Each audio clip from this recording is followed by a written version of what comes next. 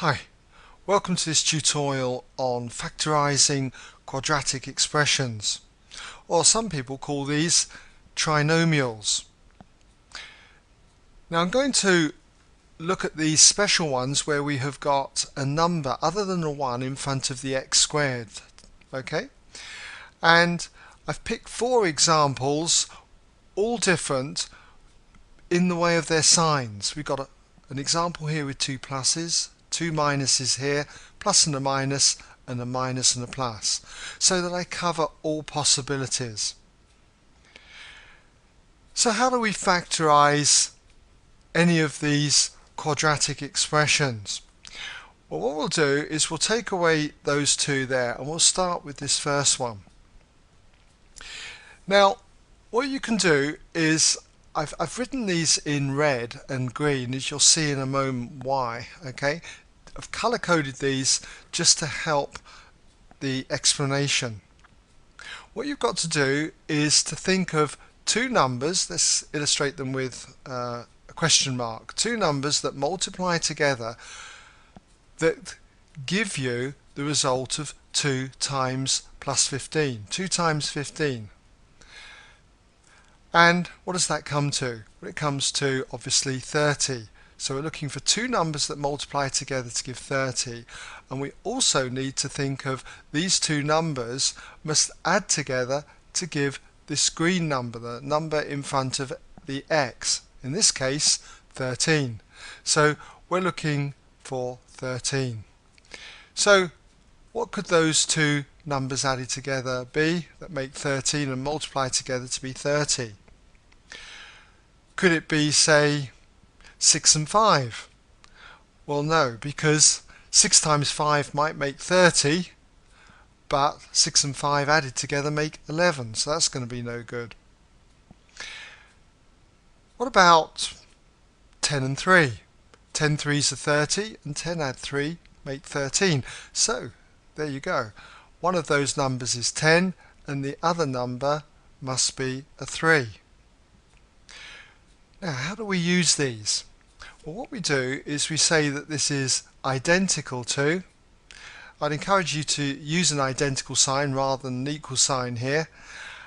Just write down the first term, 2x squared in this case, and then instead of the 13x, we take these 2 numbers, the 10 and the 3, but we put x's by them, 10x and 3x. Don't worry if you write these 2 the other way round, okay? You could have 3x here and 10x here. It won't actually make any difference to the final answer. Now, we've got 15 on the end, so we need to write that 15 on. So this is another way of writing this expression. Now what we do is we factorize the first pair here. We pull out a common factor, and in this case it's going to be 2x. So we put a bracket like this. So what would go inside here? Well, 2x times another x will give 2x squared, and 2x times a plus 5 would give the 10x. Now, once you've written this bracket here, just write it again over here. Alright? Leave a little bit of a space. And you should find that in this example you can pull out some number that when multiplied by the values in this bracket will give the 3x plus 15, and in this case it's going to be plus 3. We factorize these 2 terms, but you should always end up with these 2 brackets being exactly the same. If you don't, then the chances are you've made a mistake. Now once you've done that stage, we've got 2 terms that share a common factor of x plus 5. So what you do is you put x plus 5 in the bracket in front of another bracket, and inside goes 2x, so that we have x plus 5 times 2x, which is this first term here, and then plus 3, so that we have x plus 5 times 3, which is what we have here. You don't have to put the x plus 5 bracket in the front of this bracket. You can have it behind if you wish, but I would again encourage you to write x plus 5 at the front. So you might like to try this example again. switch it round, put 3x here and a 10x there and see if you can achieve the same answer. Okay, well let's move on to this next one where we have a plus and a minus. So if we go through the same process again, what have we got to do? Well, we've got to find two numbers that multiply together then to give us minus 6, because that's going to be 3 times the minus 2. So we'll just put that down, 3 times minus 2, and hopefully you can see why I wrote those in red earlier on. Okay, 3 times minus 2 then is going to be minus 6. And then we want two numbers, those same two numbers must add together to give us this middle value, which in this case is plus 5. So we need to make plus 5. If that had been a minus 5, I'd have written minus 5 here. Okay? So, what are those numbers going to be? Well, if you think about it, it's got to be a 6 times a minus 1. One of those numbers has got to be a 6, and the other number's got to be minus 1. 6 times minus 1 is minus 6, and if you do 6 added to minus 1, you end up with 5. So with these pair of numbers, what we do is we say that this is identical then to just copy out the first term, 3x squared, and instead of 5x, we write 6x minus 1x, plus 6x minus 1x, and then the minus 2 on the end. Now I know you could write minus x, but I'm going to encourage you just to write minus 1x for examples like this. Now we put another identical sign underneath and we factorize the first pair. So we pull out 3x as the common factor, and then inside would be x plus 2. You'll see that you would get 3x squared, and 3x times 2 is plus 6x. Just move slightly to the right here, another bracket, and just copy down what you've got here. In this case, x plus 2. Now, what do you have to multiply x plus 2 by in order to get minus x minus 2? Well, it's got to be minus 1. It's a common factor to both these two terms.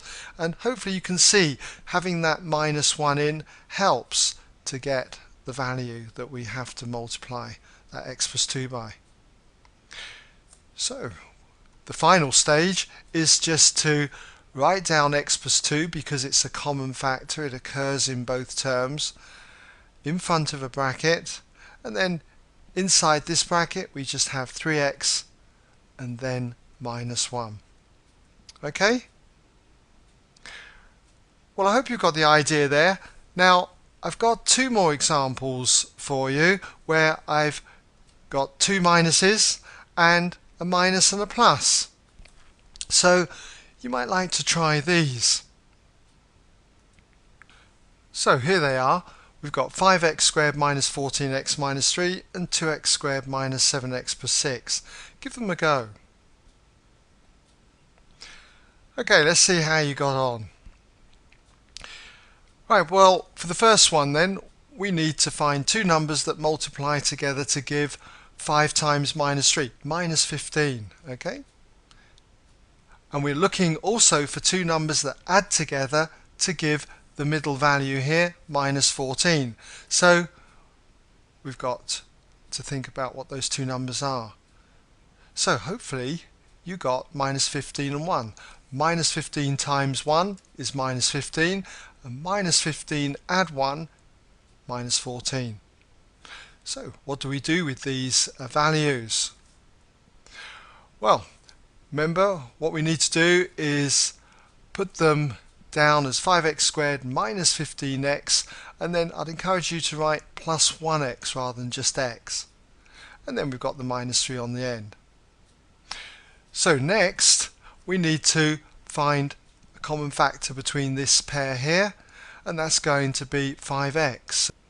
So if we write the 5x down, open a bracket up, we've got an x inside there, 5x squared, minus 3.